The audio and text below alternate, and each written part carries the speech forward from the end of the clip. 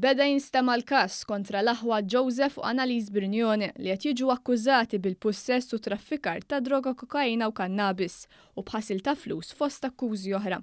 Xedt l-Ispettur Mark Anthony Mercieca li spjega kif il-pulizija kienet ilha ssegwi l-passi tal-akkużati fosthom ta' Joseph Brignone wara informazzjoni li kienet irċevviet il-pulizija fuq allegat traffikar ta' droga.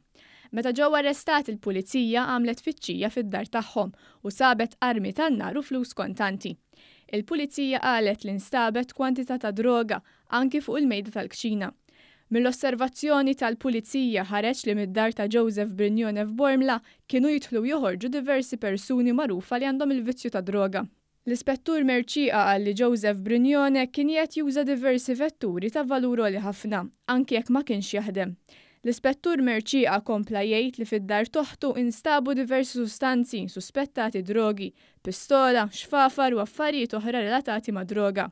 Spjega li l-pulizija sabu droga mas-sajn tas-sodda u li f'sejf wara mera instabu aktar minn 11,000 euro.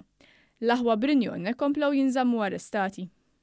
Cliven Mallija ta' 22 sena minn Santa Venera ingħata l-ħelsien mill-arrest walli kien ilu 9 ijiem jinżamm arrestat fuq akkużi ta' traffikar ta' droga.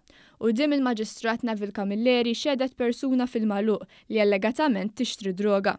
L-Ispettur Jonathan Kassar qal li l-pulizija rċevit informazzjoni li l-akkużat qed jitraffika droga u jżomm droga f'garaxx f'Ħalbalzan.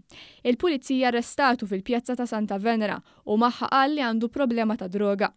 Huwa kiseb il-ħelsien mill-arrest fuq depożitu ta' 3,000 euro u garanzija personali ta' 10,000 euro.